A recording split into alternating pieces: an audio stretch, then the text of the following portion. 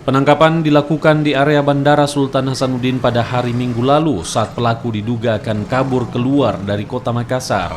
Pelaku berinisial HS yang merupakan seorang pengusaha besar di kota Makassar kini mendekam di Polres Pelabuhan Makassar untuk menjalani pemeriksaan. Pelaku ditangkap lantaran sebelumnya mengancam seorang pedagang di MTC Mall dengan menodongkan pistol di kepala korban.